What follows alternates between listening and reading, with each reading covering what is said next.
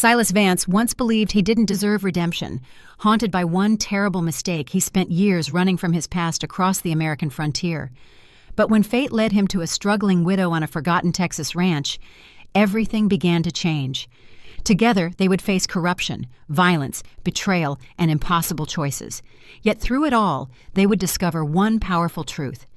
Sometimes saving another person is the first step towards saving yourself. If you enjoy meaningful stories that touch the heart, don't forget to like, comment, share, and subscribe so you can join us for more unforgettable tales from the Wild West. The morning air was dry. It tasted like dust. Tasted like bad news. It was September 3, 1878. Mattie Hayes stood in her kitchen, staring at the piece of paper on the table. $340. A foreclosure notice. That was the price of her life, apparently. The price of the land she and her late husband, Samuel, had bled for. She had been a widow for 14 months. 14 months of keeping the fences mended and the tears hidden. Now her time was up. Heavy boots hit the porch boards outside. They didn't knock. The door just swung open, letting the harsh Texas sunlight spill across the floor. Josiah Blackwood hadn't come himself. Never did. They sent the muscle. Two men filled the doorway, Cletus and Jeb. Mean men. They didn't just want the land today. Blackwood wanted it tied up neat and legal. "Time to go, Mrs. Hayes," Cletus said. He didn't take off his hat. "Mr. Blackwood is waiting at his office. You are going to sign away that deed." "I'm not going anywhere," Mattie said. Her voice didn't shake. That was important. "And I'm not signing a thing." Cletus sighed, like a man put out by a stubborn mule. He stepped forward. He reached for her arm. That was when Barnaby moved. Barnaby was Samuel's old farm dog, 14 years old, half-blind and mostly deaf. But he knew when a bad man touched his family. The old dog lunged, jaws snapping, sinking his worn teeth into the fabric of Cletus's pant leg. "Get off me, you useless cur!" Cletus roared. He swung his heavy leather boot. It connected with a sickening thud. Barnaby yelped a high broken sound and skidded across the floorboards, hitting the wall. He didn't get back up. He just lay there, panting hard. Mattie screamed and lunged toward the dog, but Cletus caught her by the waist. He yanked a rough coil of rope from his belt, pinning her wrists together. Mattie fought. She kicked and twisted, but he was too big. Jeb shifted nervously by the door. "Cletus, I don't know about tying her. Boss just said fetch her." "She's fighting," Cletus growled, yanking the knot tight. He looked down at the old dog bleeding by the wall, then shoved Mattie toward the door. "Leave the dog. Take the girl. Mr. Blackwood only needs her signature. Let the old mutt starve here." Mattie dug her heels in. "No. Let me get him." "Keep walking," Cletus barked. "I don't think she will." The voice didn't come from Cletus, and it didn't come from Jeb. It came from the porch. Cletus froze. Jeb slowly turned. A shadow blocked the sunlight in the doorway. A man stood there. His coat was covered in trail dust. He had a rough, unshaven jaw and eyes like chipped flint. Sitting calmly right beside his worn boots was a golden-haired dog. The man didn't shout. He didn't puff out his chest. He just moved his hand. Click, clack. The sound of a Colt's single-action Army hammer being cocked back is a quiet sound, but in a tense room, it sounds like a cannon going off. The barrel was pointed straight at the bridge of Cletus's nose. "We're all leaving together," the stranger said. His voice was low. "Steady. Untie her. You two are going to walk ahead of my barrel. This lady and the two dogs are coming with me to town. We'll settle this in the daylight." Cletus looked at the gun. He looked at the man's eyes. He didn't see any hesitation. Slowly, he loosened the rope around Mattie's wrists. Mattie didn't run.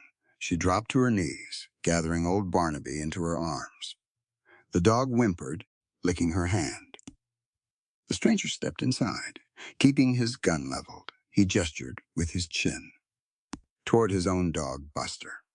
Buster trotted over, gently nudging Barnaby's head with his nose. 10 minutes later, they were on the trail. Cletus and Jeb were walking in the dirt, hands visible, sweating under the morning sun. Behind them, Matty sat in the driver's seat of a borrowed wagon. The stranger rode his horse beside her, his colt resting easy on his thigh. In the back of the wagon, Buster was curled around old Barnaby, keeping him steady over the bumps. Matty held the reins. She kept glancing at the man riding beside her. He had introduced himself simply as Silas Vance. She looked at the backs of Blackwood's men up ahead. Then she looked at Silas. "You don't even know me," Matty said, her voice cutting through the creak of the wagon wheels. "Aren't you afraid of the trouble you just invited? Blackwood owns this county. You put a gun on his men." Silas didn't look away from the road. He adjusted his grip on the reins. Then he turned to her, his expression dead serious. "Silence in the face of evil is complicity, ma'am," Silas said, speaking clearly, so she caught every single word. "The right to be respected and live in safety isn't a privilege reserved for the rich. It's a fundamental right born to every human being. I don't walk away from a woman being stripped of her dignity, and I sure as hell don't leave behind a loyal animal." Matty looked at him. Really looked at him. She had spent 14 months in a town that looked the other way, a town that believed might made right. And now, here was this stranger, a man who stopped not just for her, but for an old, broken dog. She turned her eyes back to the road ahead. The town of Mineral Creek was coming into view. There was a fight coming, a bad one. But as she listened to the steady rhythm of Silas's horse beside her, Matty realized something.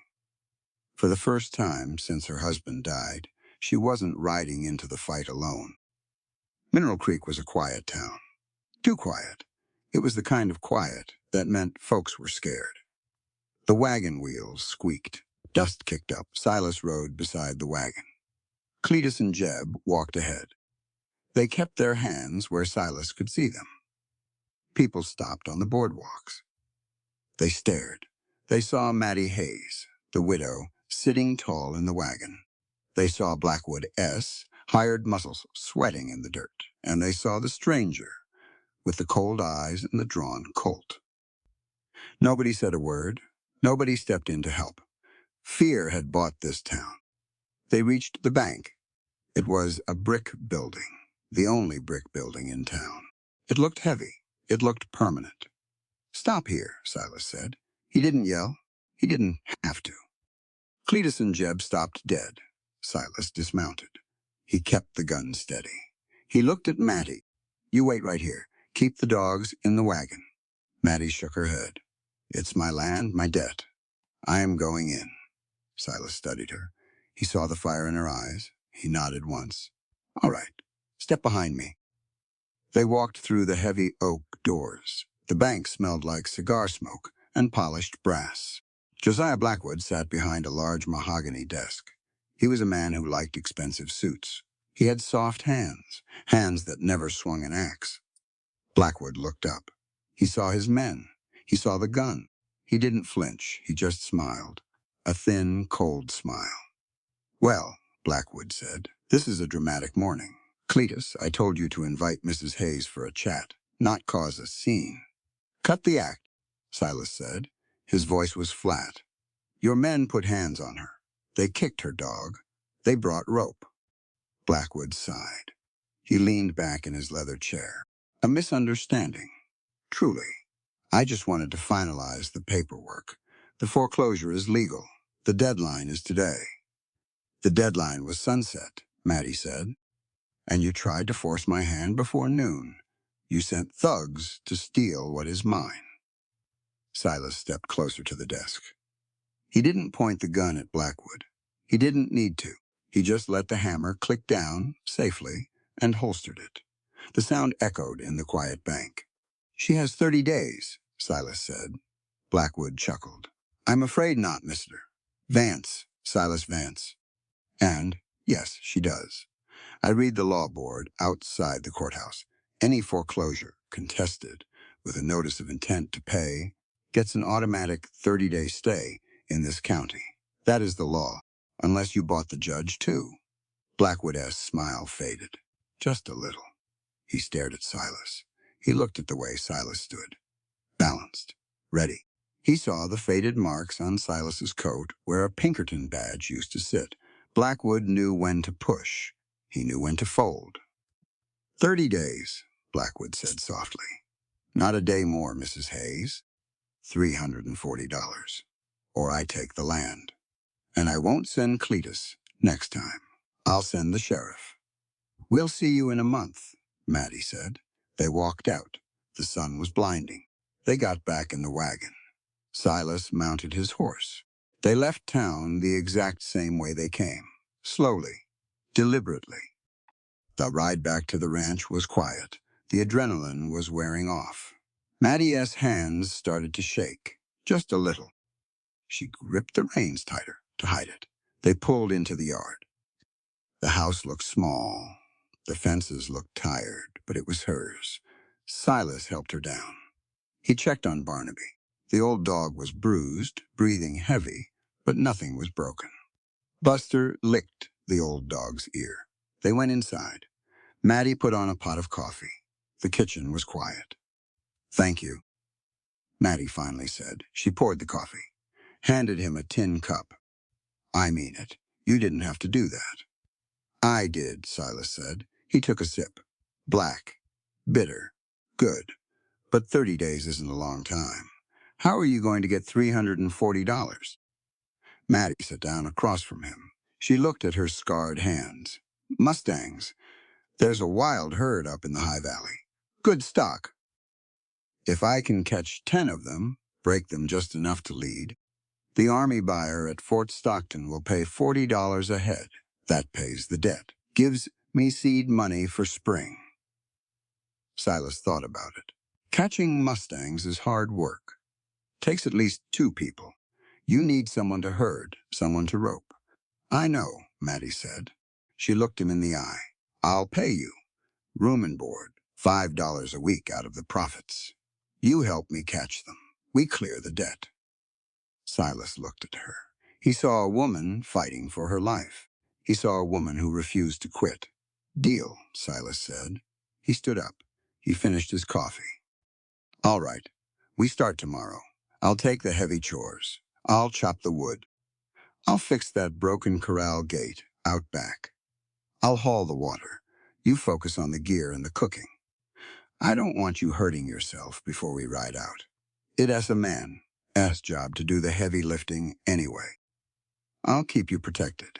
He meant well. He really did. He thought he was being a gentleman. Mattie didn't smile. She didn't say thank you. She stood up. She walked around the table. She stood right in front of him. Silas, stop right there, Mattie said. Her voice was firm, clear. Silas frowned. Did I say something wrong? Yes, you did, Mattie said. She looked him dead in the eye. Silas, on this ranch, we divide work based on capability, not gender. Women don't need men to do everything for them, just to prove they are protected. Equality starts with you respecting that my hands can hold a hammer just as well as yours, and my respecting that you need rest, too. We are partners here, not a knight and a damsel. Silas blinked. He wasn't used to this. Most women he knew wanted a man to take charge. I can chop wood, Mattie continued, her voice unwavering. I built half that corral myself. If you are better with a rope, you rope.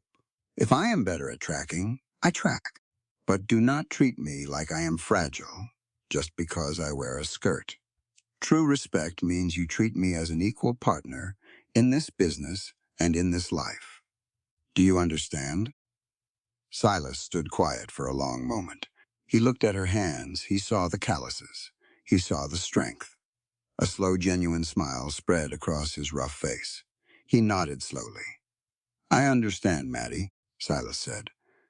I apologize. We divide the work straight down the middle, based on who does it best. Partners. Partners, Maddie said. She held out her hand. Silas took it. Her grip was strong, firm.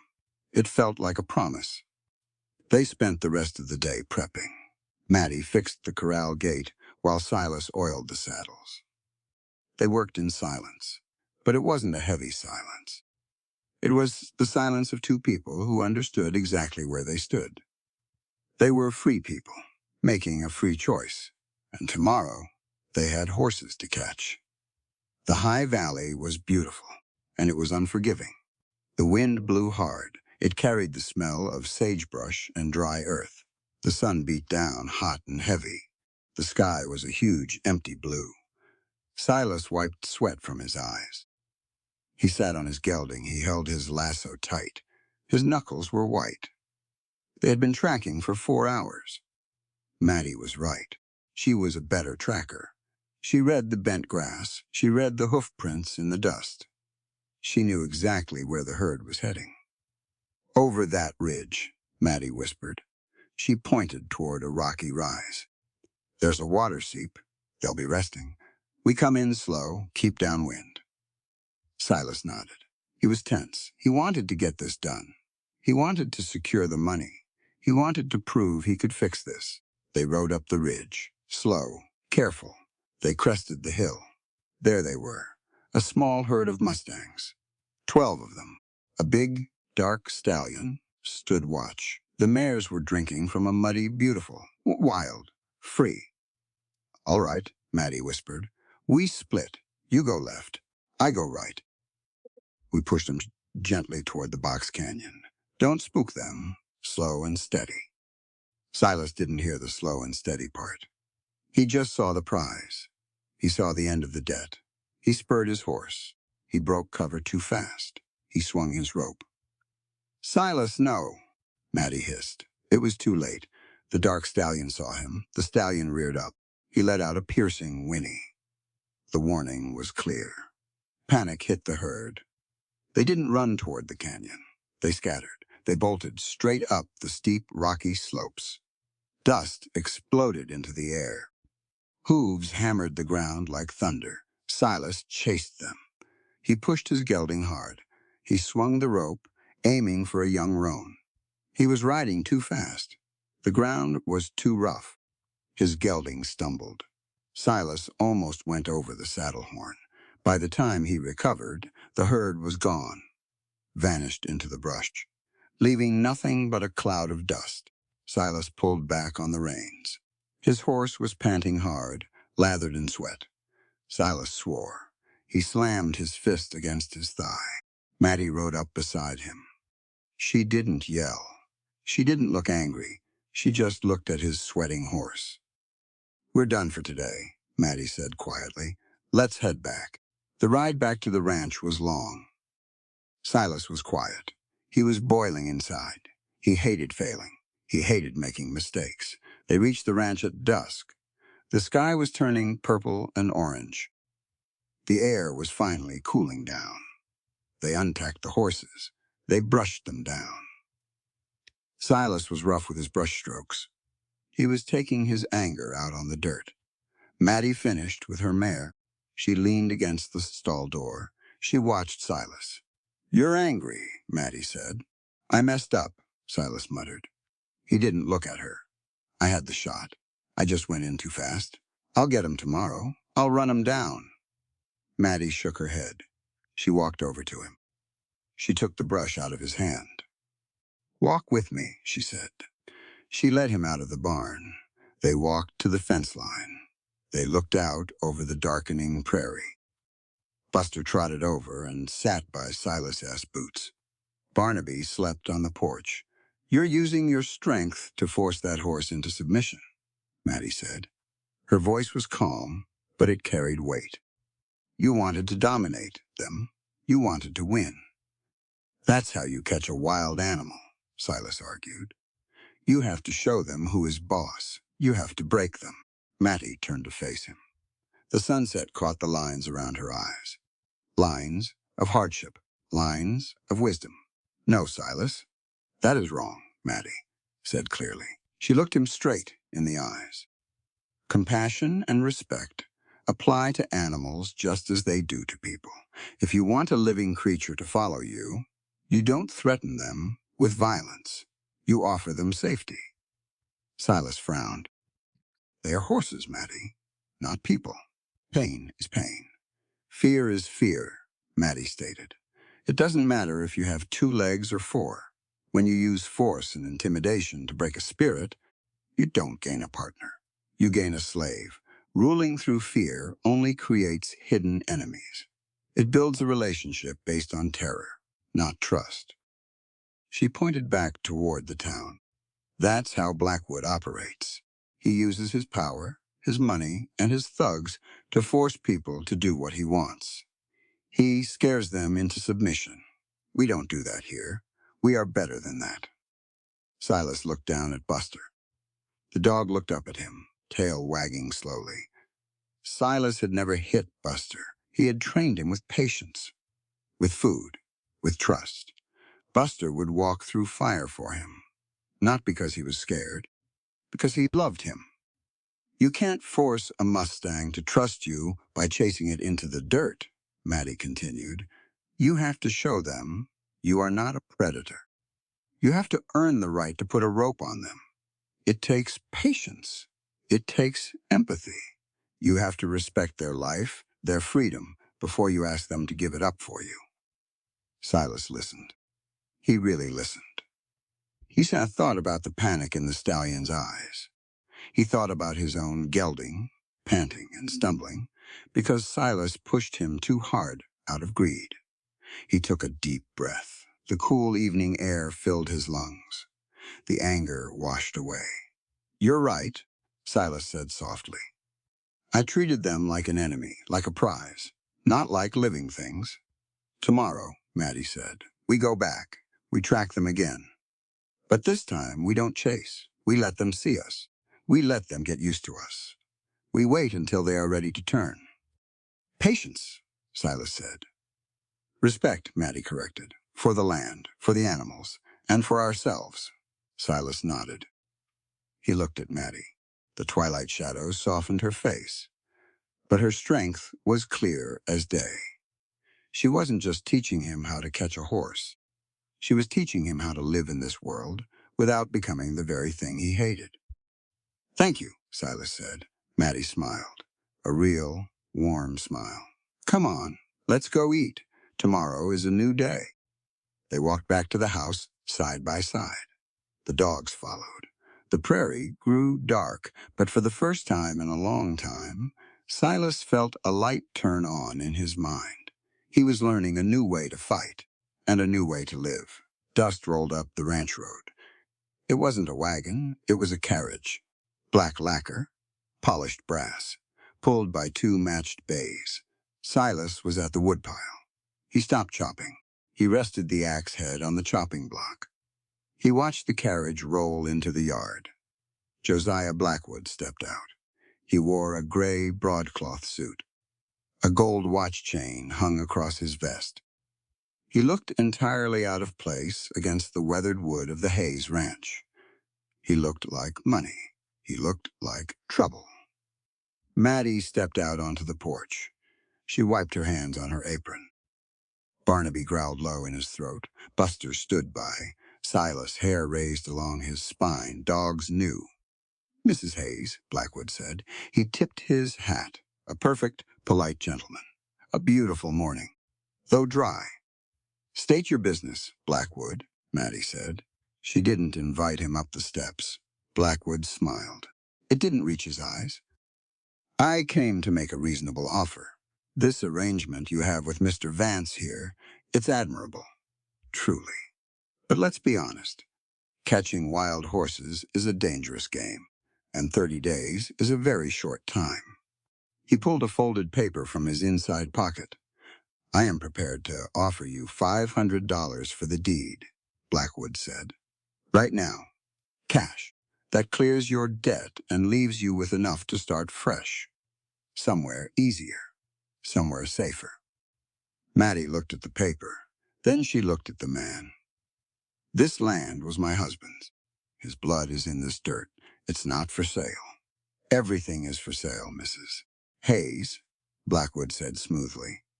It's just a matter of timing. I'm offering you a graceful exit. If you force my hand when the 30 days are up, the bank takes it all. You leave with nothing. Silas stepped forward. The axe handle was still in his grip. He didn't raise it. He just held it. You heard the lady. The answer is no. Blackwood turned to Silas. He looked him up and down. You a long way from Denver, Mr. Vance. A man with your history shouldn't be drawing attention. Mistakes happen out here. Accidents. It was a threat. Quiet. Neatly packaged. Get off my property, Mattie said. Blackwood sighed. He tucked the paper away. Have it your way. But pride is a very poor substitute for a roof, Mrs. Hayes. Good day. He climbed back into his carriage. The driver snapped the reins. The polished rig rolled away, leaving a cloud of cheap dust in its wake. He's getting impatient, Silas said. He's getting greedy, Mattie corrected. We need those horses, Silas. Fast. The next day, they ran low on supplies. Coffee, flour, salt. Silas volunteered to ride into Mineral Creek. Mattie didn't like it, but they had to eat. Keep your eyes open, she told him.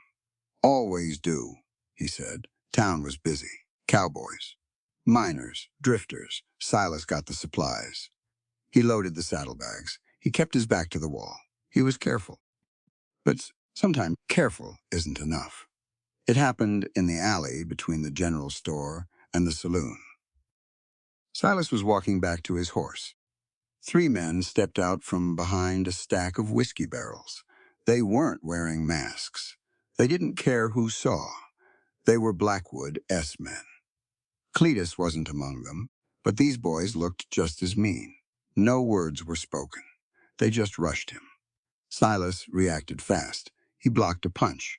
He threw a hard right cross. He dropped the first man. The second man tackled him. They went down in the dirt. Then came the flash of steel. It was a gutting knife. The third man swung it low. Silas twisted, trying to draw his Colt. He was a second too slow.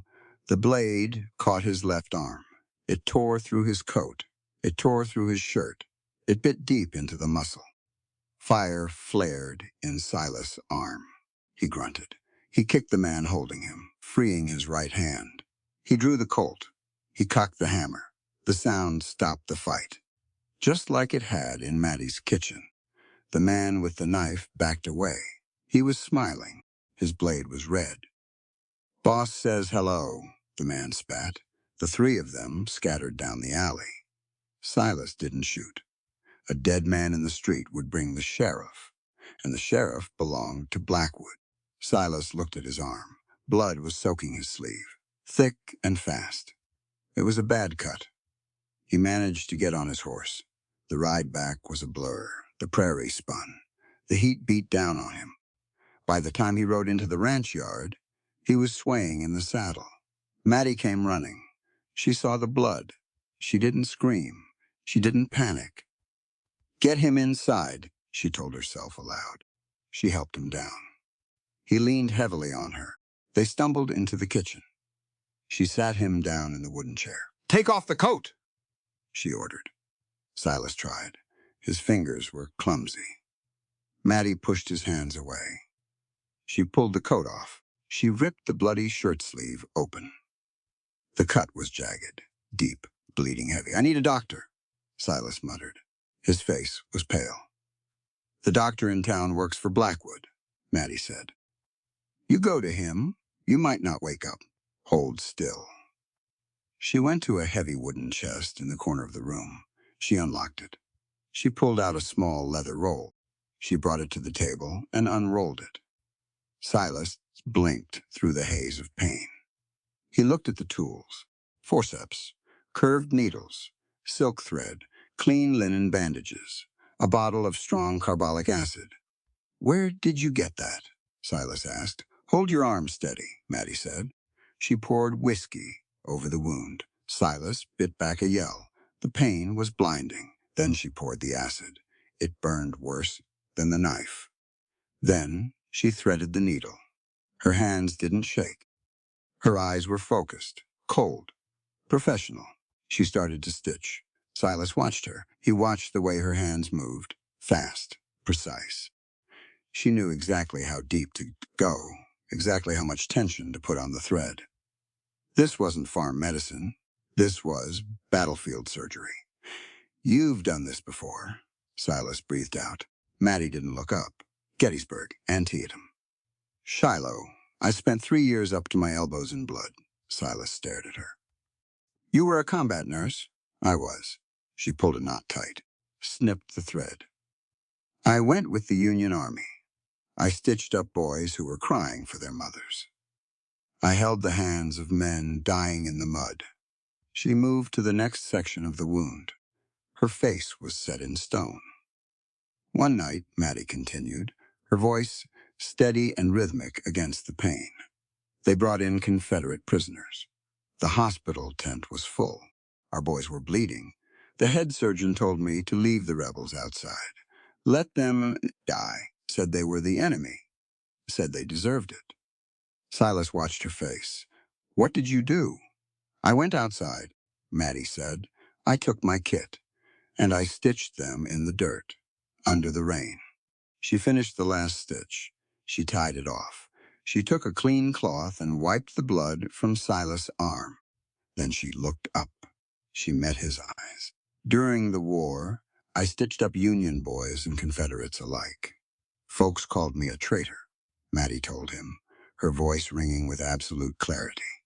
"But Silas, everyone's blood is red, and pain tears the same flesh. Human compassion has no political borders. If we lose our empathy for an enemy lying on a cot, we lose the very thing that makes us human. You treat the wound. You respect the life. That is the only way you keep your own soul." Silas sat quiet. The throbbing in his arm faded into the background. He looked at this woman. She was a widow, a rancher. But she was more than that. She was a fortress. "You're a brave woman, Maddie Hayes," he said softly. "I'm a human being," she replied. She started wrapping his arm in clean linen. "And Blackwood just made a very big mistake. He thinks bleeding us will make us quit. He doesn't know who he's fighting." She tied the bandage. Tight, secure. "Rest today," Maddie said. "Tomorrow, we figure out how to stop him." The fever broke on the second day. Silas was healing fast. Maddie S. stitches held perfect. There was no infection, but the arm was stiff. He couldn't swing a rope. He couldn't ride down mustangs. They were losing time. The 30 days were slipping away. But Silas wasn't idle. He was a Pinkerton once, a detective. He knew how to look at things.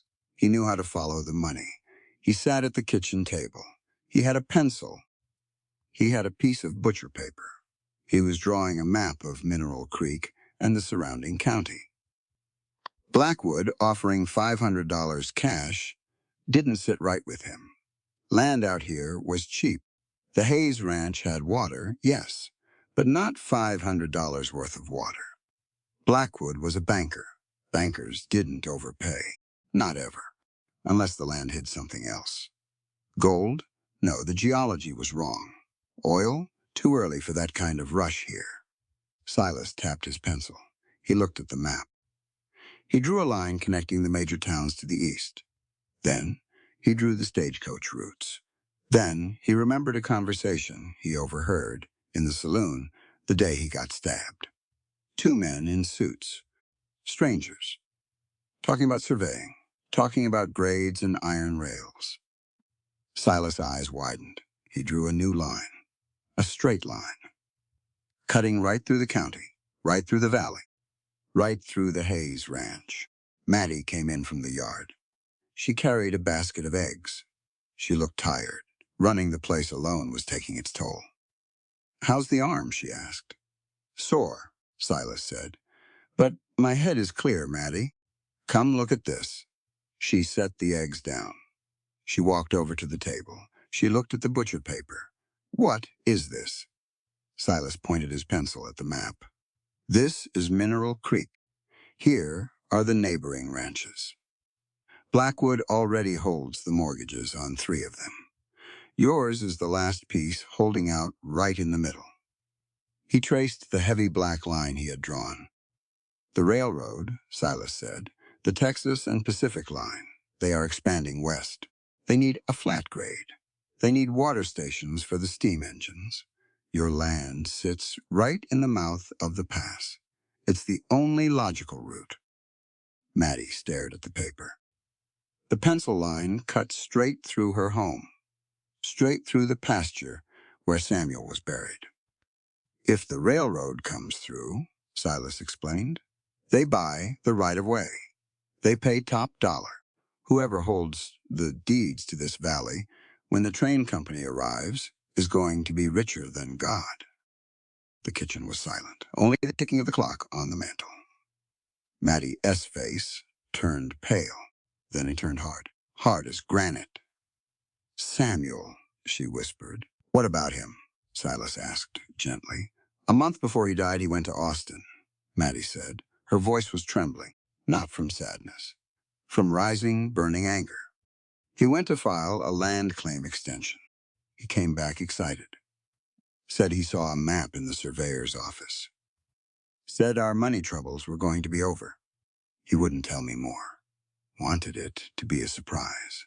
She looked up at Silas. Her eyes were shining with unshed tears. 2 weeks later, Maddie said, his horse came back to the barn without him. They found him at the bottom of the ravine. Said his cinch strap broke. Said it was an accident. Silas put the pencil down. He felt a cold knot form in his stomach. It wasn't an accident, Silas said. Blackwood had him killed, Maddie breathed out. He killed my husband for a piece of paper and a railroad track.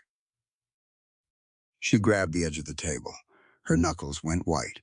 She looked like she was going to tear the wood apart. Silas stood up. He stepped close to her. He didn't touch her. He just let her know he was there. We need proof, Silas said. If Blackwood knows about the railroad, he has correspondence. Letters from the surveyors. Contracts. He'll have them locked in his safe at the bank. You want to break into the bank, Maddie said. It wasn't a question. Yes, Silas said. Tonight I can crack a standard combination lock. I did it for the agency. I'll get in, find the papers, and we take them straight to the federal marshal in Fort Worth. Bypass the local sheriff completely. Maddie looked at him. She saw the Pinkerton agent, the man who lived by breaking rules to enforce them. You left the Pinkertons because of things like this, Maddie said. Because the law was corrupt. Why trust it now? Silas looked down at the map. He thought about Denver. He thought about the badge he threw in the dirt. I don't trust the law, Maddie, Silas said, his voice low and heavy with conviction. The law is sometimes just a tool for the strong. When a system allows a rich man to murder a farmer for his dirt, and the sheriff turns a blind eye because his pockets are lined with gold, that's not law. That's a new form of slavery. It's tyranny. He looked up, meeting her gaze squarely. But we aren't relying on their corrupt law, Silas stated, making every word count. We are going to use the truth. When a system allows the poor to be trampled and the innocent to be caged just because a rich man signed a paper, you have to fight it. We aren't just saving your ranch tonight, Maddie.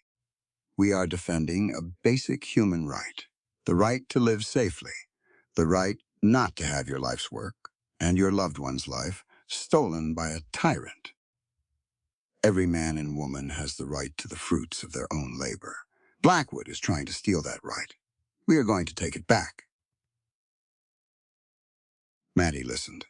She heard the absolute truth in his voice. This wasn't just about a debt anymore. This was a war for justice, for dignity. Okay, Maddie said. Her voice was steady again. We do it tonight. What do you need? Dark clothes, Silas said.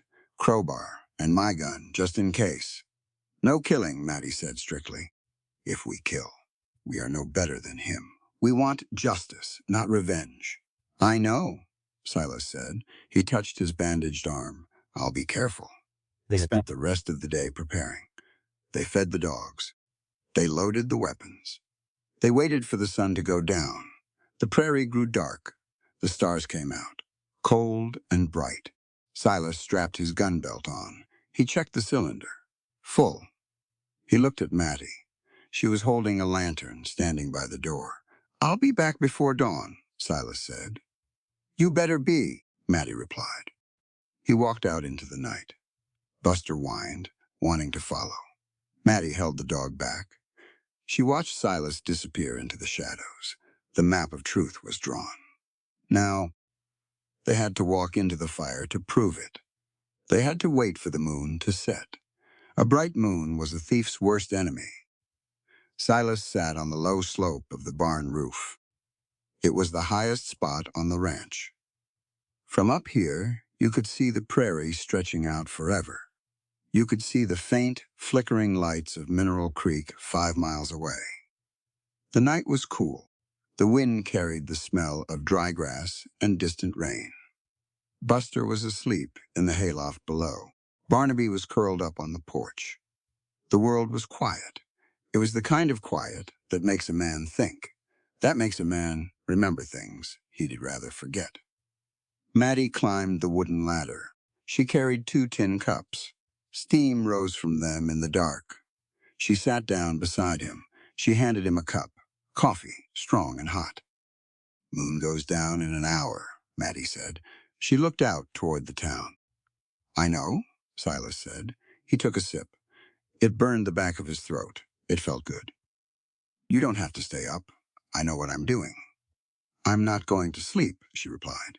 Not tonight. They sat in silence. It wasn't the tense silence of strangers anymore. It was the easy silence of partners. 2 people who knew the stakes. Silas stared at his coffee. The dark liquid caught the starlight. You asked me once, Silas said softly, his voice barely carrying over the wind, why I left the Pinkertons. Matty turned her head. She looked at his profile. The strong jaw, the scar on his cheek. You said you didn't trust the law anymore. That's part of it, Silas said. He took a deep breath. The air felt heavy in his chest. The other part is Denver. He hadn't talked about Denver, not to anyone. He carried it like a stone in his boot. But sitting here, next to a woman who had seen war, who had sewn up enemies in the mud, the stone felt too heavy to carry alone. 3 years ago, Silas began. His sentences were short, choppy. We were tracking a gang of stagecoach robbers. Bad men. They killed a driver, shot a woman. The agency wanted them caught. Fast. The public was angry. Matty listened. She didn't interrupt. I got a tip, Silas said. An informant. Told me the leader was hiding out in a mining camp up in the mountains. Gave me a name, an address. I didn't verify it. I didn't take the time. I just wanted the collar. I wanted the win. He gripped the tin cup tight, his knuckles strained. I kicked the door in, Silas said. The memory played in his head, loud and clear, middle of the night.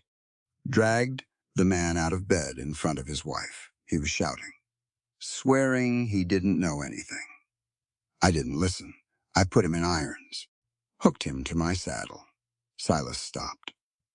The wind blew. On the way down the mountain, he said, his voice dropping to a whisper. His horse spooked. The trail was icy. The horse slipped. The man was tied to the saddle. He couldn't jump clear. They went over the edge. 50 feet down. Matty closed her eyes. He broke his neck, Silas said flatly, died in the dirt. 3 days later, the real gang leader was caught in Cheyenne. My informant lied to me. He wanted the bounty money, and I let him use my badge to murder a miner who just looked like the sketch. Silas looked down at his hands. I killed an innocent man. Matty, because I was careless, because I thought the badge made me right.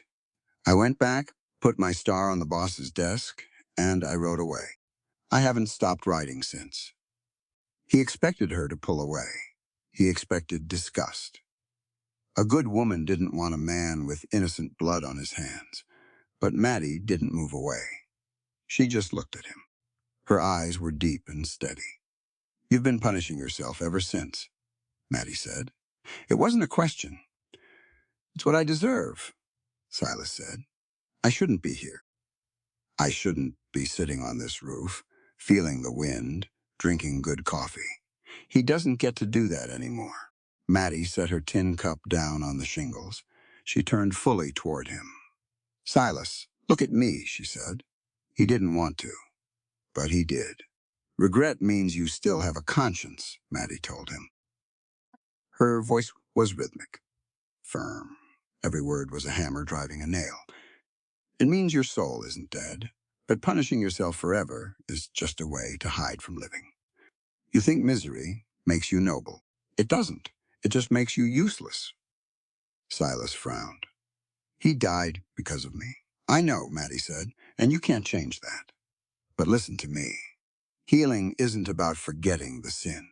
It's about using the rest of your life to make sure no one else has to suffer the same way. You have a skill. You have strength. You have to forgive yourself before you can truly hold a gun to protect someone else again. She leaned in closer. If you let that guilt break you, she said, then Blackwood wins. The corrupt law wins. You have to stand up, Silas. You have to say, I did wrong, but I will do right today. That is the only way you pay that man back. You live a life that protects the innocent. Silas stared at her. He felt a crack in the armor he had worn for 3 years. The stone in his boot felt a little lighter. He didn't know what to say. His throat was tight. He looked down. He slowly opened his right hand. He laid it flat on the rough wooden shingles between them. He didn't ask. He just offered. Maddie looked at his hand. She saw the scars. She saw the calluses. She reached out. She placed her hand over his. Her skin was warm. Her grip was strong. They didn't kiss. They didn't need to. The touch of her hand was everything. It was forgiveness. It was anchor. It was home. They sat like that until the moon dipped below the horizon, until the prairie was swallowed in pitch black. It's time, Silas said. Maddie squeezed his hand once. Then she let go. Come back to me, Silas. I will, he promised. He climbed down the ladder. He checked his colt. He checked the crowbar in his saddlebag. He mounted his horse and rode into the dark. Mineral Creek was a ghost town at 2 a.m. No lamps burned. No dogs barked. The saloon was closed tight. Silas tied his horse in the alley behind the general store. He moved like a shadow, silent, purposeful. He crossed the dirt street to the back of the brick bank. There was a heavy wooden door in the alley, the employee entrance. Silas took out a small set of iron picks. He had the lock open in 60 seconds. The Pinkertons taught him well. He slipped inside. It was dark. He struck a match, cupping the flame in his hand. He found the door to Blackwood's private office. It was locked, but the lock was cheap. He popped it with the crowbar. The office smelled like expensive cigars and leather. The safe was in the corner, heavy iron, a dial lock. Silas knelt in front of it. He pressed his ear against the cold metal. He turned the dial, slowly, feeling for the tumblers, listening for the faint clicks. Click, 1, click, 2, click, 3. He pulled the handle. The heavy door swung open with a soft groan. Silas let out a breath. He reached inside. He pulled out a stack of ledgers, mortgages, debts. He ignored those. He dug deeper. He found a locked metal lockbox. He wedged the crowbar under the lid and snapped it open. Inside were letters, official seals. Texas and Pacific Railroad. Silas struck another match. He read quickly.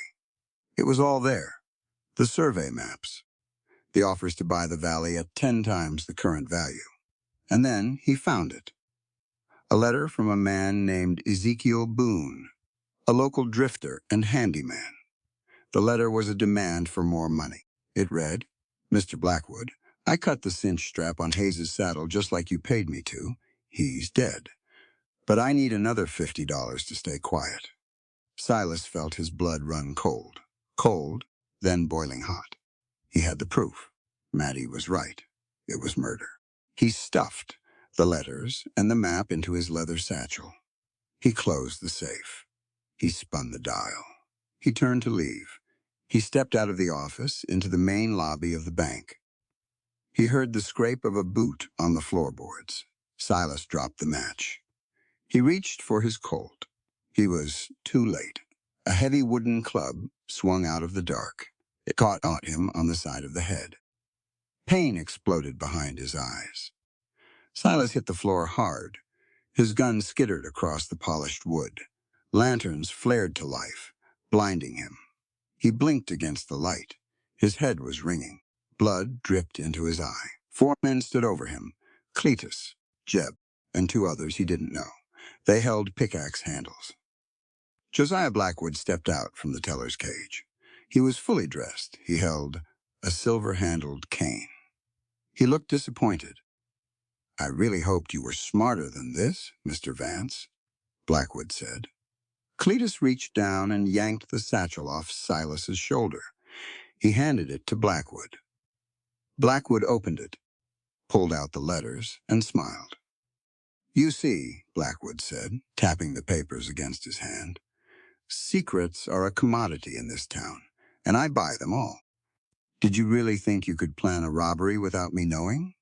Silas tried to get up. Jeb kicked him in the ribs. "Hard," Silas gasped, collapsing back to the floor. "Beat him," Blackwood said casually, "but don't kill him in my bank. I don't want blood on the rugs. Take him out to the edge of town. Break his hands. Let him walk away." They dragged Silas into the alley. What followed was brutal. It was methodical. Silas fought back. He broke Jeb's nose with a wild punch. But there were too many. A club caught his bad arm, tearing the stitches Mattie had just sewn. Another club caught his knees. He went down in the dirt. They kicked him until he stopped moving, until he was just breathing in shallow, ragged gasps. "Boss says you leave," Cletus spat, standing over him. "You don't leave by sunrise. We put you in the ground, and we burn the widow's house down with her inside it." They walked away, laughing. Silas lay in the dirt for a long time. Everything hurt. He tasted copper. He couldn't feel his left hand. He dragged himself to his horse. He couldn't mount. He just grabbed the stirrup and let the horse pull him. It took hours. The sun was coming up over the prairie when he finally stumbled into the ranch yard. Buster barked frantically. Mattie ran out of the house. When she saw him, she stopped dead. Her hands flew to her mouth. Silas fell to his knees. "They knew," he choked out. "They were waiting." Mattie got him inside. She laid him on the kitchen table. She was frantic, grabbing water, rags. But Silas wasn't looking at her. He was looking at the corner of the kitchen. Mrs. Hendricks, the old woman who came from town twice a week to help Mattie bake and clean, was standing there. She held her apron tight in her hands. She was shaking. She was crying. Silas saw the guilt in her eyes. He saw the new pair of boots on her feet. Boots she couldn't afford. "You," Silas wheezed. He pointed a trembling, bloody finger at her. "You told him?" "Mrs. Hendricks." She fell to her knees. "I'm sorry. I'm so sorry, Mrs. Hayes. Mr. Blackwood. He said, he'd take my house. He said he'd starve my grandbabies. He just wanted to know what the stranger was planning. He paid me $10. Silas felt a rage burn so hot it cut through his pain. He grabbed the edge of the table. "Get out," he snarled. "You sold us out for $10. Get out before I throw you out." Mattie put her hands on Silas's chest, pushing him back down gently. She turned to Mrs. Hendricks. The old woman was weeping into her hands. Silas expected Maddie to yell, To throw a plate. to banish her. Instead, Maddie walked over to the old woman. She reached out. She helped Mrs. Hendricks to her feet. Maddie, what are you doing? Silas groaned. She betrayed you. Maddie looked at Silas. Her eyes were full of tears, but her voice was steady. She did it because she is starving and terrified, Silas, Maddie said. She looked back at the crying woman. Blackwood weaponized poverty to force neighbors to turn on each other. Our enemy is the man who created that fear, not the victim drowning in it. She looked at Silas again, speaking clearly, making sure the lesson took root. Forgiving human frailty is how we keep our own souls untainted by hatred, Maddie told him. If we punish her, we are acting just like Blackwood. We are punishing the weak. I won't do it. She turned to Mrs. Hendricks. Go home, Martha. Go feed your grandchildren. Don't come back here. It's not safe for you anymore.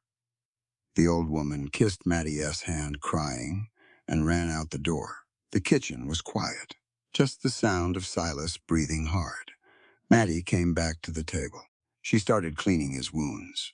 She worked in silence. When she finished, she washed her hands. She dried them. She didn't look at him. You have to leave, Maddie said. Silas froze. What?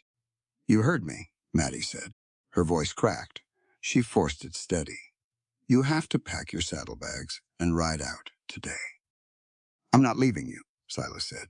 He tried to sit up. Pain flared, but he ignored it. They threatened to burn this place down. I lost the papers, Maddie. I failed you. Let me fix it. You can't fix this with a broken body, Maddie shouted. Tears finally spilled over her cheeks. If you stay here, they will kill you. I have already buried one good man because of this land. I am not burying another. Mattie, no, she slammed her hand on the table. You said we are partners. You said I have an equal voice. Well, this is my voice. I am breaking the partnership. You ride away, Silas Vance. You ride far away from Mineral Creek. Silas stared at her. He saw the desperation in her eyes. She wasn't angry at him. She was terrified for him. She was breaking her own heart to save his life.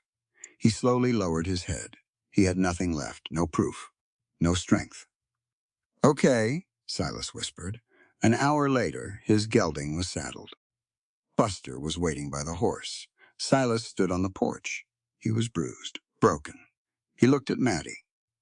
She stood in the doorway, her arms wrapped around herself. Silas reached into his pocket. He pulled out a leather pouch, all his money, $67. He set it on the porch railing.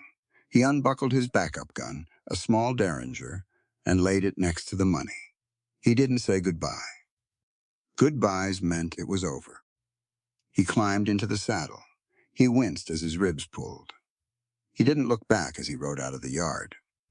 Buster trotted beside the horse. Mattie Hayes watched him go. She stood there until the dust settled, until she was completely alone again. The darkest moment had come. The prairie was empty, and the silence was deafening. The house was empty. It felt bigger now, colder. Silas was gone. His saddle was gone. His coffee cup was washed and put away. Maddie sat at the kitchen table. Old Barnaby lay on the rug. He rested his chin on his paws. He let out a long, shuddering sigh. Maddie knew exactly how he felt. She looked at the $67 Silas had left on the porch. She looked at the small Derringer sitting beside the coins. It was a good man's surrender. He gave her everything he had left before he rode away. But it wasn't enough, not to pay the bank, not to save the land. Maddie closed her eyes. She listened to the wind rattling the window panes. She could give up. She could pack her bags. She could take the dog and leave. Blackwood would win. The railroad would come. Then she opened her eyes. They were hard. Dry, she stood up. She walked into the bedroom. She went to the heavy cedar chest at the foot of the bed. She opened it.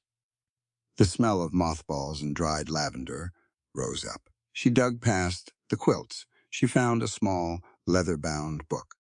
Samuel S. Journal. She hadn't read it since he died. It hurt too much to see his handwriting. But the pain didn't matter anymore. Truth mattered. Maddie carried the book to the kitchen table. She lit a kerosene lamp. The yellow light pushed back the shadows. She opened the cover. She skipped the early pages. Pages about the weather. Pages about planting corn. She turned to the month before he died. The handwriting changed. It was rushed, messy. August 12th. Saw the map in Austin. The rail line is coming right through the creek. We are saved. We can finally pay the debts. August 18th. Blackwood knows. He offered to buy me out today.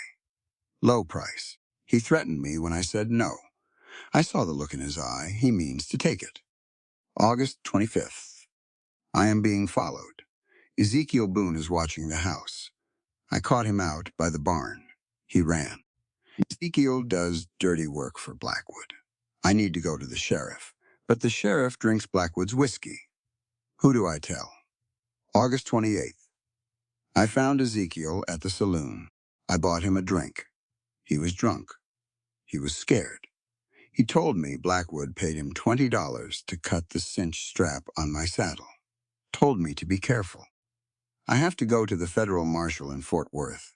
I leave tomorrow. That was the last entry. He never made it to Fort Worth. Maddie stared at the page, the letters blurred. Not from tears, from a cold, focused anger. Silas was right. Blackwood killed him. And Samuel knew it was coming. He knew the name of the man who sabotaged his gear, Ezekiel Boone. Ezekiel Boone was a drifter, a handyman. He lived in a shack on the edge of the county line, past the copper mines. He was a small, frightened man who did bad things for pocket change. Mattie closed the book. She didn't cry. Crying was for the past. She put on her riding boots. She grabbed her heavy wool coat. She took Silas's derringer and slipped it into her pocket. She picked up her rifle from the corner. She walked out to the barn. She saddled her mare. She wasn't going to wait for a hero. She wasn't going to wait for a Pinkerton. She was going to save herself. The ride took 4 hours. The sun climbed high. The prairie baked. The dust coated her clothes. She rode hard. She found the shack just past noon. It was a miserable place. Tar paper roof, rotting wood. A sway-backed mule stood in a dry pen. Maddie dismounted. She pulled the rifle from the scabbard. She didn't point it. She just held it. At her side, she walked up to the door. She kicked it. Hard.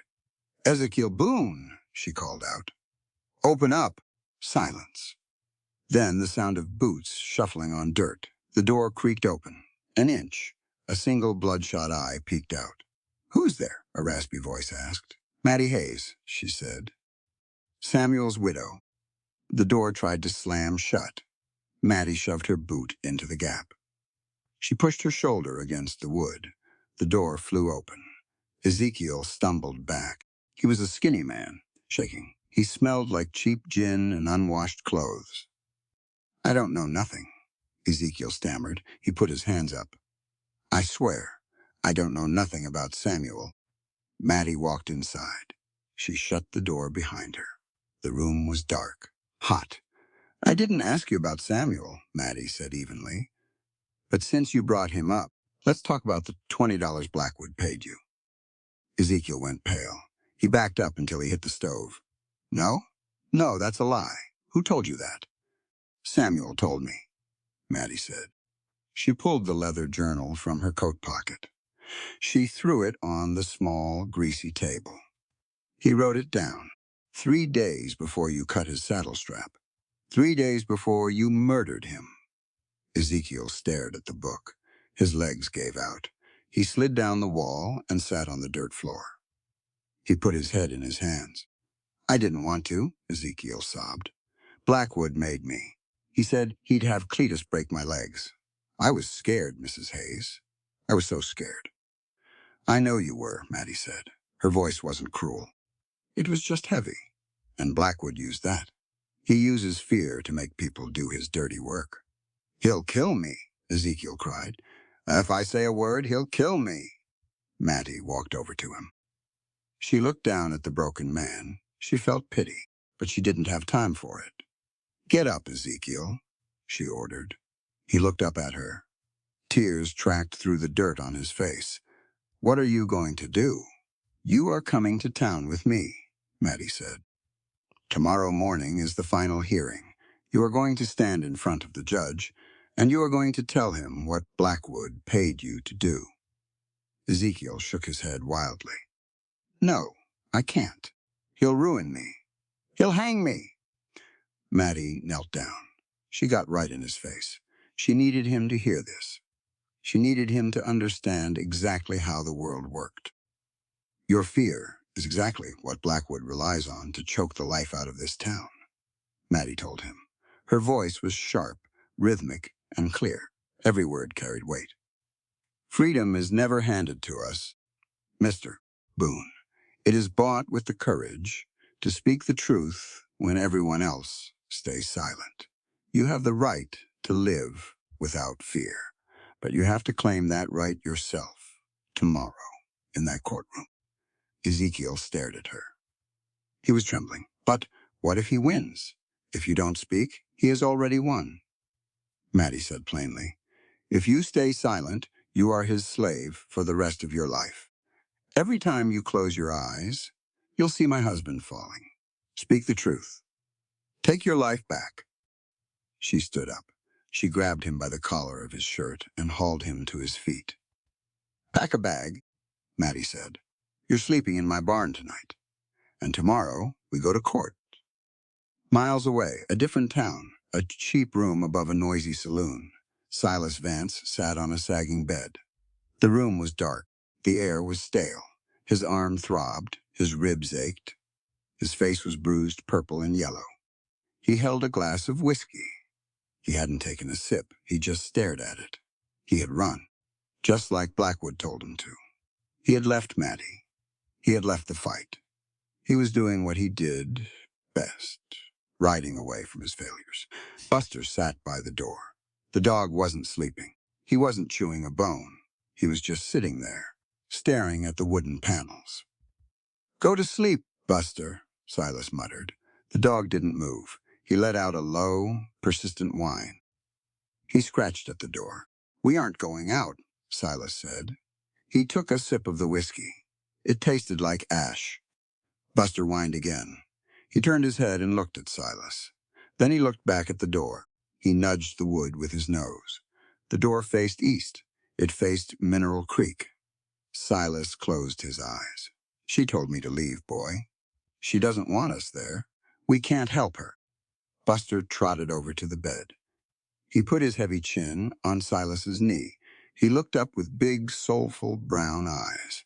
Eyes that didn't understand politics. Eyes that didn't understand fear. Eyes that only understood loyalty. Silas looked at the dog. Then he looked at his own hands. The hands that had thrown down a Pinkerton badge.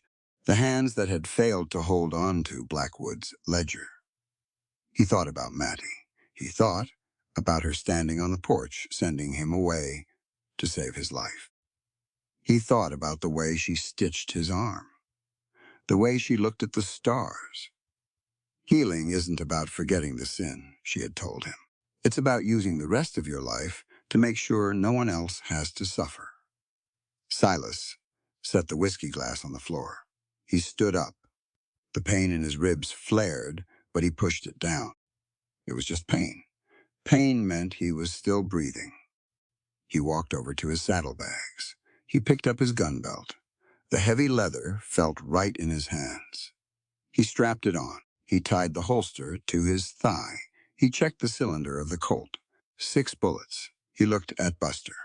All right, Silas said. You win. We're going back. Buster barked. Once, a sharp, happy sound. Silas opened the door. He walked down the stairs. He walked out into the night. He didn't know what he was going to do. He didn't have the proof anymore. He didn't have a plan. He only knew one thing. He couldn't leave that woman to face the wolves alone. If he died in Mineral Creek, he would die standing up. He mounted his horse. He turned the gelding east. He rode hard toward the rising sun, toward the final fight. The courthouse in Mineral Creek was a square, wooden building. It had high windows. It smelled like floor wax and old sweat. It was 10 o'clock in the morning. The room was packed. Word had spread. The widow Hayes was fighting the bank. People wanted to see it. Some wanted to see her win. Most just wanted to see the blood. Maddie sat at the defendant's table. Her back was straight. Her hands were folded neatly in her lap. She wore her best dress, dark blue wool, clean, proud. Ezekiel Boone sat next to her. He was sweating. He kept looking at the back doors. He looked like a rabbit in a snare. Josiah Blackwood sat at the plaintiff's table. He looked relaxed. He wore a fresh suit. He had a lawyer beside him, a man from Austin with a silk tie and a briefcase. Blackwood glanced at Mattie. He smiled, a slow, arrogant smile. He thought he had already won. Judge Beaumont banged his gavel. He was an older man, tired eyes, gray hair. He cleared his throat. Court is in session, the judge announced. Matter of the Mineral Creek Bank versus the estate of Samuel Hayes. Foreclosure proceedings. Mr. Davis, you may begin for the bank. The lawyer from Austin stood up. He smoothed his tie. Your Honor, Davis said smoothly, this is a simple matter of a delinquent debt. The 30-day grace period has expired. The sum of $340 has not been paid. The bank respectfully requests the deed be transferred immediately. He sat down. Neat, quick, legal. The judge looked at Mattie. Mrs. Hayes, do you have the funds to settle this debt? Mattie stood up. The courtroom grew quiet.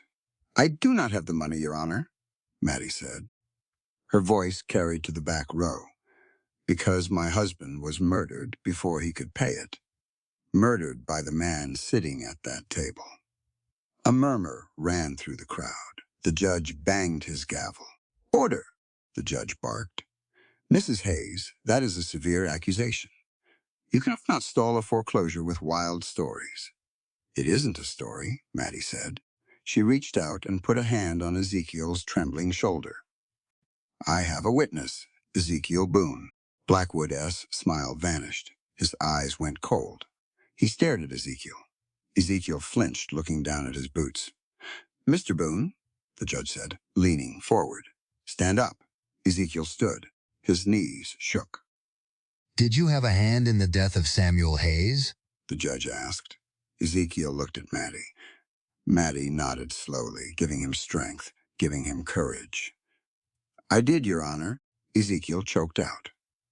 I cut the cinch strap on his saddle. He rode out, the strap snapped, and he went over the ravine.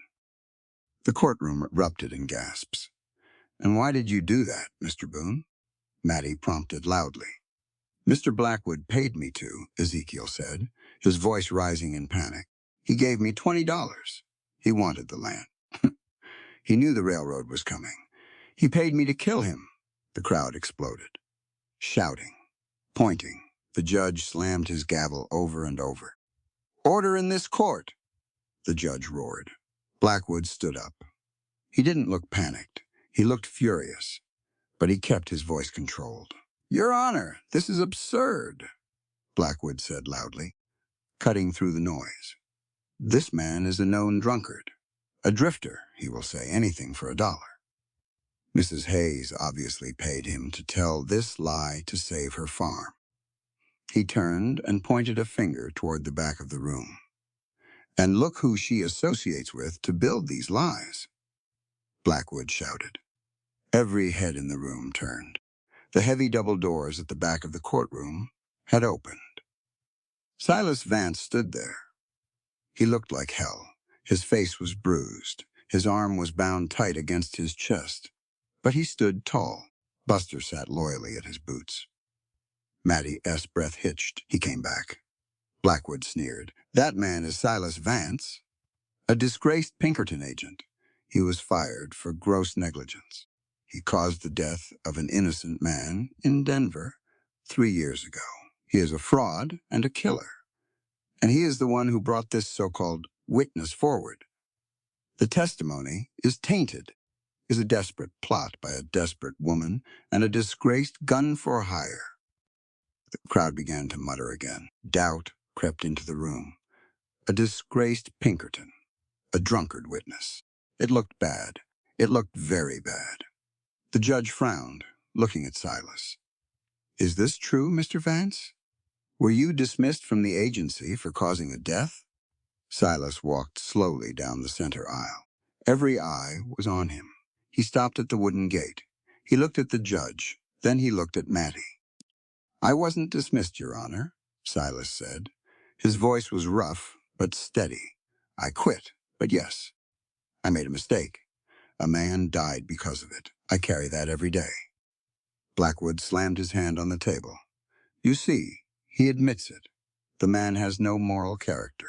He cannot be trusted, and neither can his witness. The judge raised his gavel, preparing to strike the testimony from the record. Mattie didn't let him. She stepped out from behind her table. She walked right into the middle of the open floor. She stood between Silas and Blackwood. She looked directly at the judge. Then she looked at the packed gallery of townspeople. Your Honor, Mr. Blackwood uses the past to smear this man, Mattie announced. Her voice wasn't just loud, it was commanding. It held the absolute truth of a woman who had seen the worst of the world and survived. She pointed at Silas. I know his past. He never hid it from me, Mattie declared. She turned her gaze to Blackwood, her eyes burning like blue fire. But I say this to the court. A man willing to surrender his power and throw away his badge because he refuses to compromise with a cruel and unjust system is the highest symbol of morality. The room went dead silent. You could hear a pin drop. Mattie raised her head higher, delivering her final strike. True integrity isn't about never making a mistake, she told the judge, her voice ringing off the wooden walls. It is about being brave enough to walk away from power so you never make that mistake again. Silas Vance walked away from a corrupt law to keep his soul clean. Josiah Blackwood uses the law to steal and murder. Which man should this court believe? No one moved. Silas stared at Mattie. He felt something heavy lift off his chest. Something he had carried for 3 long years. She hadn't just defended his case. She had defended his soul. The judge looked at Mattie. He looked at Silas's battered face. He looked at Ezekiel Boone, who was weeping into his hands. Finally, he looked at Josiah Blackwood. Blackwood's mask had finally slipped. He looked cornered. The judge banged his gavel. A sharp, final crack. The foreclosure is permanently dismissed, Judge Beaumont ruled. The debt is voided pending a criminal investigation. Sheriff, take Mr. Blackwood into custody on suspicion of conspiracy to commit murder. Keep him there until the federal marshal arrives from Fort Worth. The courtroom erupted into cheers.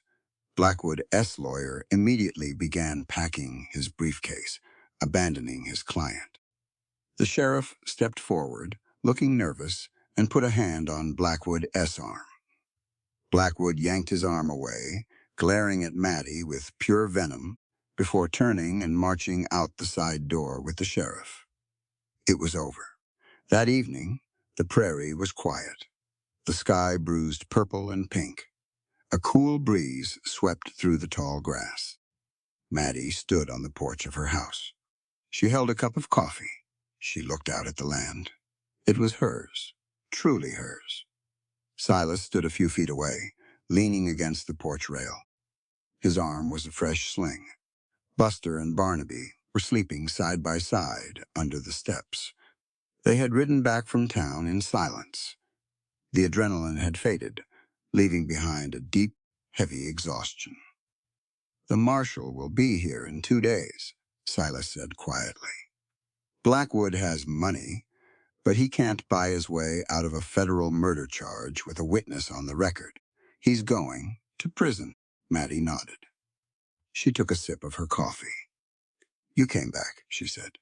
She didn't look at him. She just looked at the horizon. I did, Silas said. Why? Maddie asked. I told you to run. They nearly killed you. Silas turned his head. He looked at her. He saw the strength in her shoulders, the pride in her jaw. I didn't come back to protect you, Silas said honestly. I saw you in that courtroom. You don't need a man to protect you. You never did. Maddie finally turned to look at him. Then why? Silas smiled, a small, genuine smile that reached his eyes. I came back because you taught me how to save myself, Silas said. I spent 3 years running from a ghost. You made me turn around and face it. You gave me back my life, Maddie. He took a step closer to her. My saddlebags are still packed, Silas said. His voice dropped lower. I can ride out tomorrow. Head west, like I planned. He was giving her the choice. He would not force his presence on her. Maddie looked at him. She looked at his bruised face. She looked at his good hand resting on the rail. She remembered the way his hand felt under the stars. The corral gate still needs fixing, Maddie said softly. Silas blinked. I fixed it 3 days ago. It needs fixing again, Maddie said, a faint smile touching the corners of her mouth. And we still have wild horses to catch. The $5 a week deal is still on the table, if you want it. Silas looked at her smile. He felt a warmth spread through his chest that had nothing to do with the coffee or the Texas heat. I don't want the $5, Silas said. He reached out his good hand. He didn't push. He just offered it. I want to be a partner, Silas said. Maddie looked at his hand. Then she looked up into his eyes. She reached out and placed her hand firmly in his. Partners, Maddie said. Under the porch, Buster thumped his tail against the wood in his sleep. Old Barnaby let out a contented sigh. The sun dipped below the horizon, and for the first time in a long time, the Hayes Ranch was filled with peace. Spring came early in 1882. The winter had been cold, but it broke quick. The bluebonnets bloomed thick across the valley.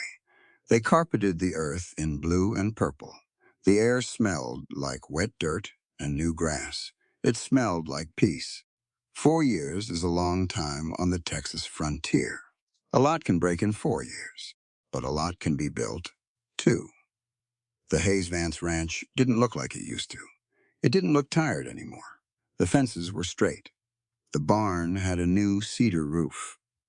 Out in the west pasture, a tall windmill spun lazy circles in the morning breeze. It pumped water up from the deep aquifer. Good, clean, cold water. Josiah Blackwood wasn't around to see it. He was sitting in a federal penitentiary up in Leavenworth. The marshal from Fort Worth had been a thorough man. He looked at the ledgers. He talked to Ezekiel Boone. Blackwood tried to buy his way out, but you can to buy a man who already has everything he needs, and the marshal needed justice. Blackwood got 20 years. He wouldn't see the prairie again. Down in Mineral Creek, things had changed too. The fear was gone. Folks walked with their heads up. They didn't look over their shoulders when they went into the bank. Silas Vance stood on the porch of the ranch house. He held a tin cup of coffee.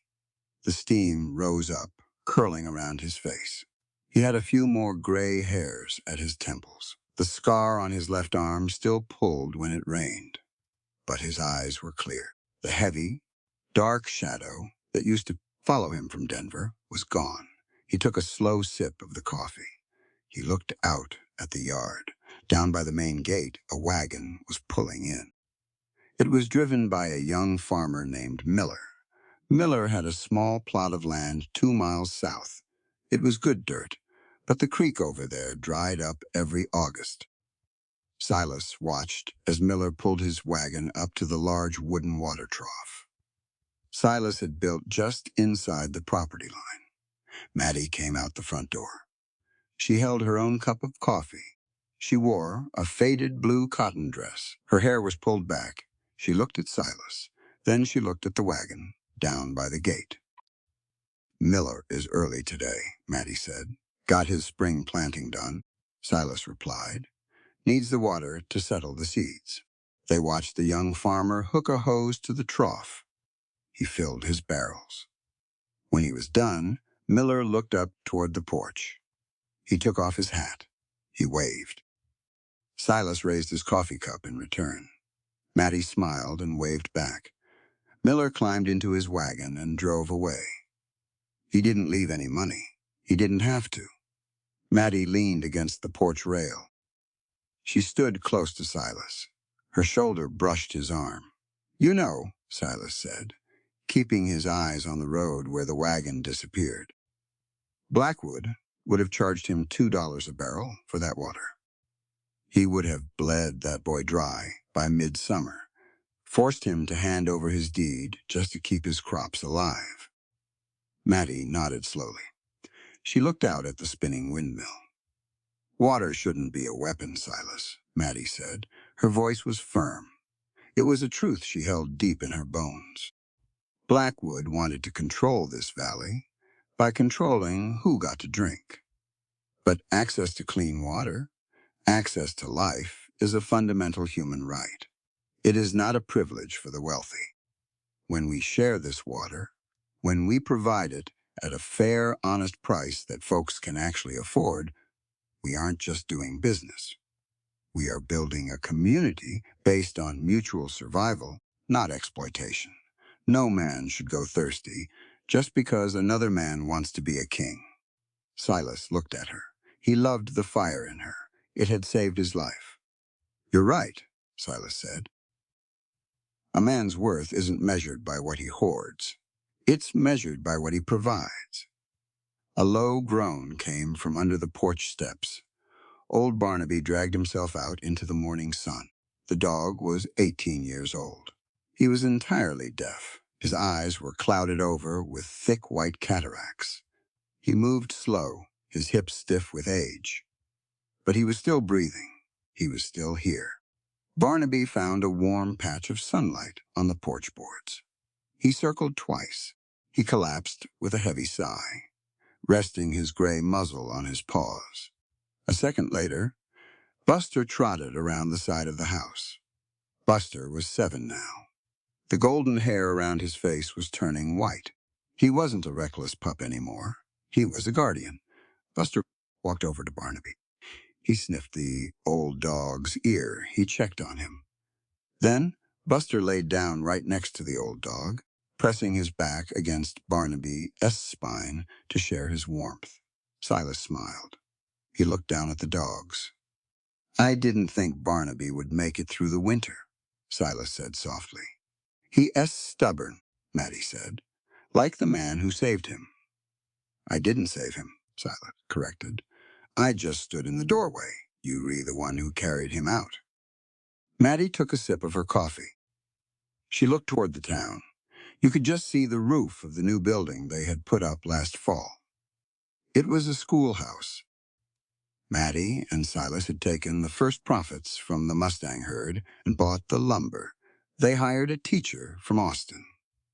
Now, 20 children from Mineral Creek and the surrounding ranches sat in a clean, warm room every morning. "They got the new chalkboards delivered yesterday," Maddie said proudly. "Good," Silas said.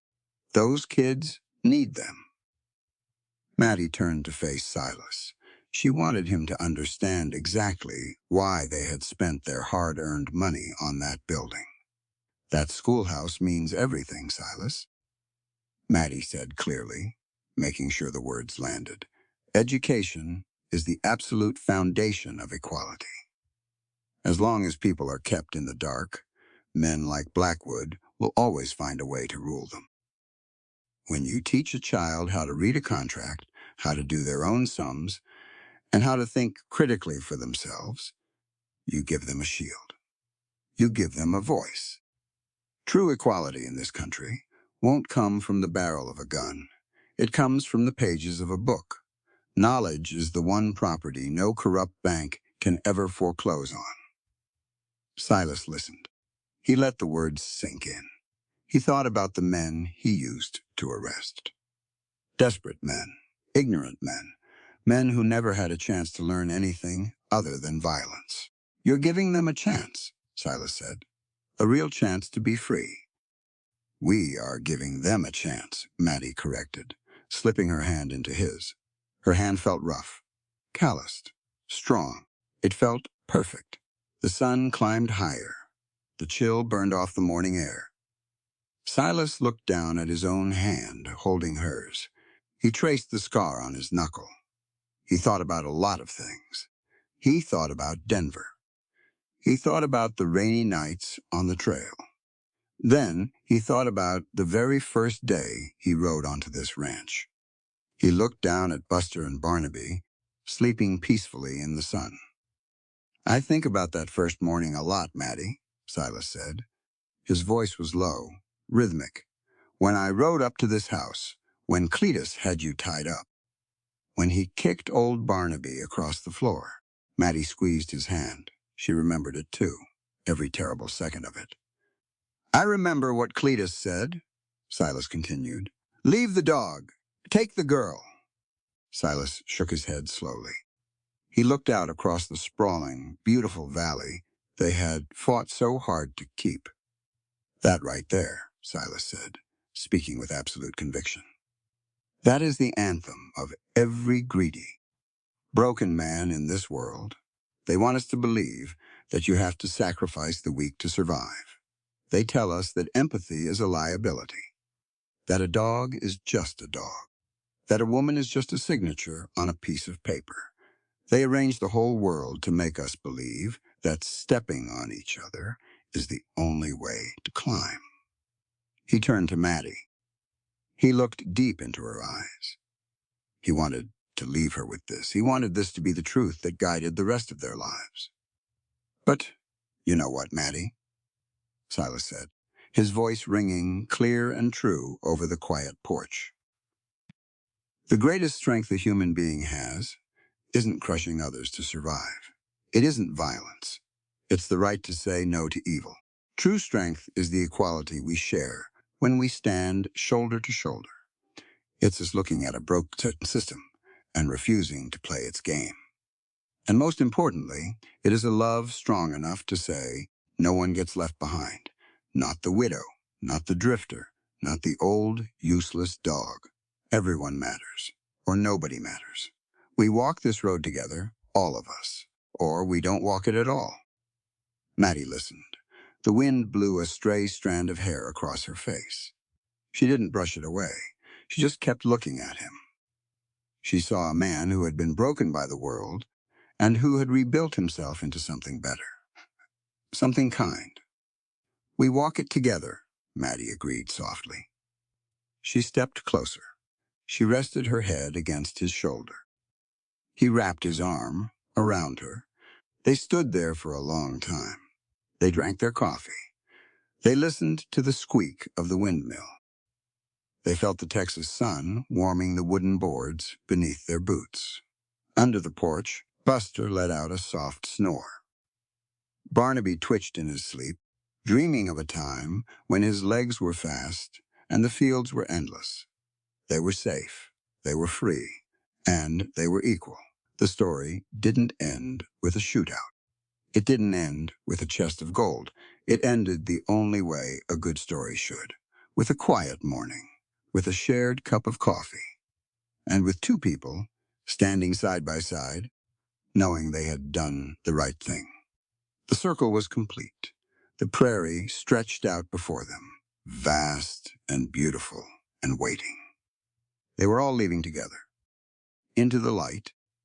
This story reminds us that no matter how broken someone feels, redemption is always possible when courage, honesty, and compassion guide the way.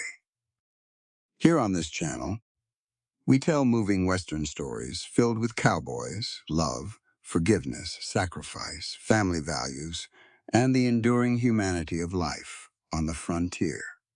This story exists within the realm of fiction, where imagination shapes reality. Any similarities to real-life individuals, organizations, or events are entirely coincidental. The author does not endorse or represent any real entity through the content of this work. As this story comes to an end, the dust settles over the Texas prairie, but the meaning it leaves behind remains deep in the heart. Maddie Hayes was not just a widow trying to save a piece of land. She was a woman fighting for dignity, for truth, and for the memory of the man she loved. Silas Vance was not merely a stranger with a gun. He was a broken soul, learning that redemption does not come from running away from the past, but from standing up and doing what is right when it matters most. Through their journey, we are reminded that courage is not always loud, and strength is not always shown through violence.